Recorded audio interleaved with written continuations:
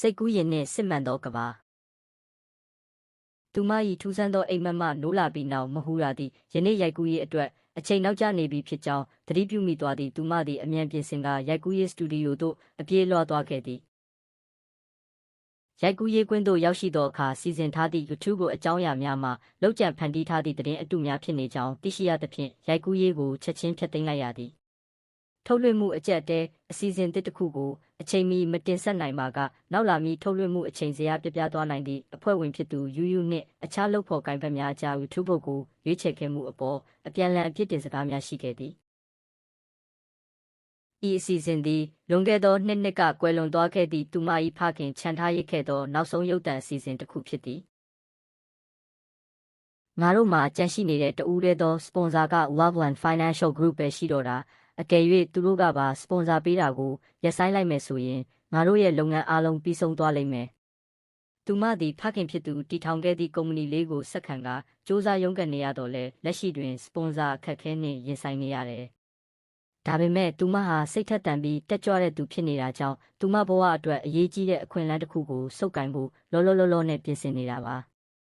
သူမရဲ့ဒီနေ့ပန်းတိုင်ကတော့နာမည်ကြီး Loveland တက္ကသိုလ်စီကိုတွားဖို့ပဲဖြစ်ပါတယ်သူမရဲ့ဒိုင်ယာရီမှတ်စုထဲမှာတော့တေချာမှတ်သားထားတဲ့ချင်းဆိုမှုတစ်ခုရှိနေပါတယ်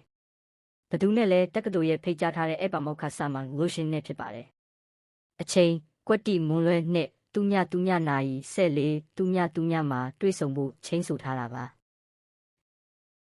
အရေးကြီးတဲ့လူတွေအင်တာဗျူးတို့ဆွေးနွေးပွဲမတိုင်ခင်မှာဗိုက်စာနဲ့အားအင်မကုန်ခန်းကျင်တာကြောင့်သူမဟာတက္ကသိုလ်ထဲမဝင်ခင်နေ့လယ်စာအရင်စားဖို့နေရာရှာဖို့ဆုံးဖြတ်လိုက်ပါတယ်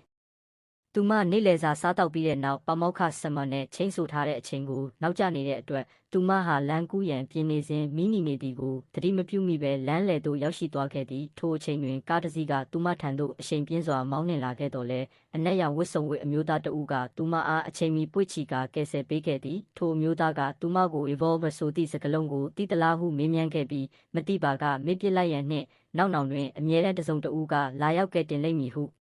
မမျှော်လင့်ပဲတတိထားနေထိုင်ရန်ပြောကြားကထွက်ခွာသွားခဲ့သည်ပါမောက္ခစီမွန်နှင့်တွေ့ဆုံခြင်းကောင်မလေးသည် Miracle Entertainment မှ producer တဦးဖြစ်ပြီးသူမ၏ Miracle Finder အစီအစဉ်အတွက်ကမ္ဘာအဆင့်မီသိပ္ပံပညာရှင်ပါမောက္ခစီမွန်လူရှင်နှင့်တွေ့ဆုံရန်လာရောက်ခဲ့ခြင်းဖြစ်သည်ပါမောက္ခစီမွန်သည်သူမ၏အစီအစဉ်တွင်သိပ္ပံနည်းကျချဉ်းကပ်မှုအားနည်းချက်များကိုထောက်ပြခဲ့တော်လဲသူမ၏တောင်းဆိုမှုကိုလက်ခံကအစီအစဉ်တွင်ပါဝင်ကူညီရန်သဘောတူခဲ့သည်သို့သောသူကကောင်မလေးအနေဖြင့်အတိတ်ကအောင်မြင်မှုများကိုသာလိုက်မနေပဲသူမကိုယ်ပိုင်ရေးချင်းနှင့်ထူးခြားချက် color ကိုထုတ်ပြရန်လိုအပ်ကြောင်းအကြံပြုခဲ့သည်တွေ့ဆုံမှုအပြီးလမ်းလျှောက်ပြန်လာစဉ်ကောင်မလေးကပါမောက္ခစီမွန်ကို revolver ဆိုသည့်စကားလုံးကိုကြားဖူးပါသလားဟုမေးမြန်းခဲ့သည်ထိုအခါပါမောက္ခကသူမကိုဘယ်ကကြားခဲ့တယ်လဲဟုအံ့ဩတုန်လှုပ်စွာပြန်လည်မေးမြန်းခဲ့ပြီးထိုစကားလုံးသည်ဇီဝသိပ္ပံပညာရှင်များအကြားကောလာဟလအဖြစ်ထွက်ပေါ်နေသည့်လူသားတို့၏စင်ကဲပြောင်းလဲမှုဖြစ်နိုင်ခြင်းနှင့်မျိုးရိုးဗီဇဆိုင်ရာလျှို့ဝှက်သုတေသနလုပ်ငန်းများနှင့်ဆက်စပ်နေကြောင်းရှင်းပြခဲ့သည်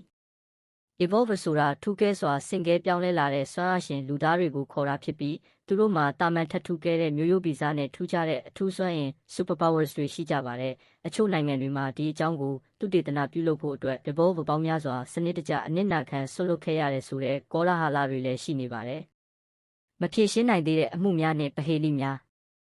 ဇက်ကောင်မျိုးသမီးလေးရဲ့ဖခင်ဖြစ်သူကြုံတွေ့ခဲ့ရတဲ့မတော်တဆမှုနဲ့အခြားသောမဖြေရှင်းနိုင်သေးတဲ့အမှုတွေကိုသူမကိုယ်တိုင်စုံစမ်းစစ်ဆေးခဲ့ပေမဲ့ဘာအထောက်ထားမှရှာမတွေ့ခဲ့ပါဘူးရဲတပ်ဖွဲ့ကလည်းစုံစမ်းစစ်ဆေးမှုတွေကိုရပ်ဆိုင်းလိုက်ပြီးသတင်းအချက်အလက်အားလုံးကိုပိတ်ပင်ထားခဲ့ပါတယ်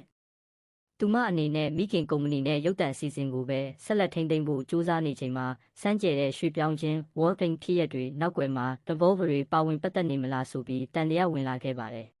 သူမဟာ Miracle Finder အံ့ဖွယ်ရာများကိုရှာဖွေသူလို့ခေါ်တဲ့ရုပ်သံအစီအစဉ်တစ်ခုကိုရိုက်ကူးထုတ်လုပ်နေသူဖြစ်ပါတယ်။ဒါပေမဲ့စီးပွားရေးလောကရဲ့ထိပ်တန်းလုပ်ငန်းစုကြီးဖြစ်တဲ့ Free Group ရဲ့ကြီးဖြစ်သူဇန်ကသူမတို့အစီအစဉ်အတွက်ပေးမဲ့ယင်းနှိမ့်ညွှန်မှုတွေကိုရုတ်တရက်ပြန်လည်ရုပ်သိမ်းမှုဆုံးဖြတ်လိုက်ပါတယ်။